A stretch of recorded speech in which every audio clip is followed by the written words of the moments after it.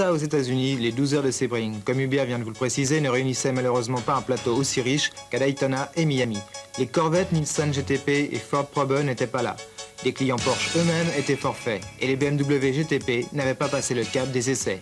Les problèmes ont débuté très tôt pour certains et le freinage en bout de ligne droite sur la piste tracée sur un ancien aérodrome est mouvementé. Nous allons vivre quelques tours depuis l'intérieur d'un habitacle, c'est quand même plus passionnant. Aux essais, la pole position était détenue par la March Buick de Guns, devant Al Unser Jr., Bell et Holber, vainqueurs à Daytona sur une Porsche 962, qui devançait une autre Porsche, celle de Bob Walek et Paolo Barilla, vainqueurs eux à Miami. Dès le début, les arrêts au stand pour ravitailler modifiaient le classement et John Paul laissait la première place à Holber puis à Walek. 8e et 9e temps des essais, les Jaguars de Bob Tilius n'ont jamais été dans le coup. Holber, Bell et Unser Jr. se maintenaient aux avant-postes avec leur Porsche 962. Quant à Walek et Barilla, ils pouvaient compter sur une assistance parfaitement rodée, mais ce n'était pas suffisant pour remédier à un problème moteur, après la casse d'un élément de la culasse.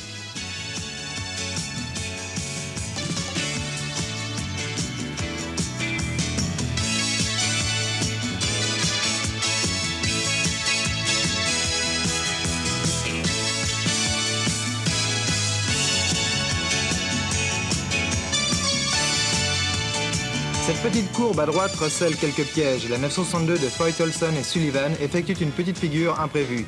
Le pilote s'en tire par une marche arrière, mais elle a bien failli rester engluée dans le sable.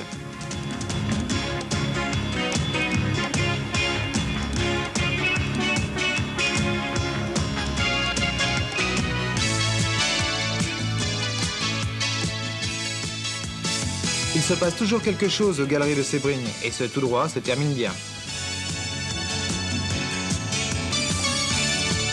Au stand, on travaille sur la 962 de Brycefield et Morton, qui pourra repartir et terminer à la seconde place.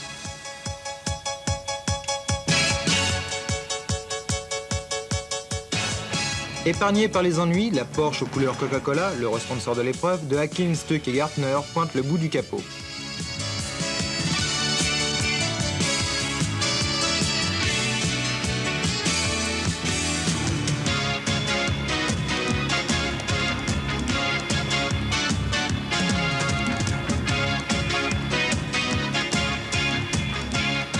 Foyt, Olson et Sullivan sont encore là, mais les ennuis de transmission vont les contraindre à se retirer.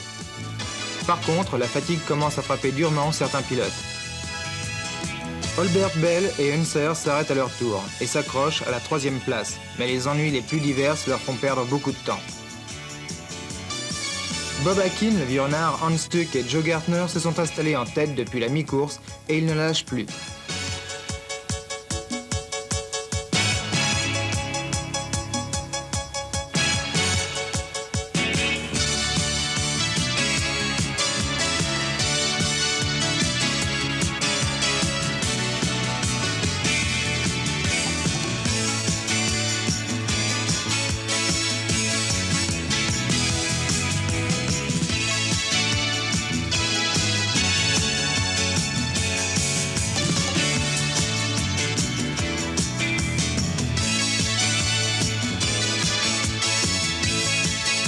Le dernier ravitaillement est effectué dans un temps record et on en profite pour nettoyer le pare-brise. De nuit, ce détail a son importance.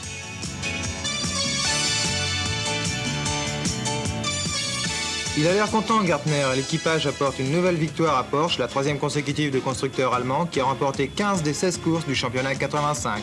Le manufacturier japonais Yokohama en profite également pour accrocher sa première victoire en IMSA.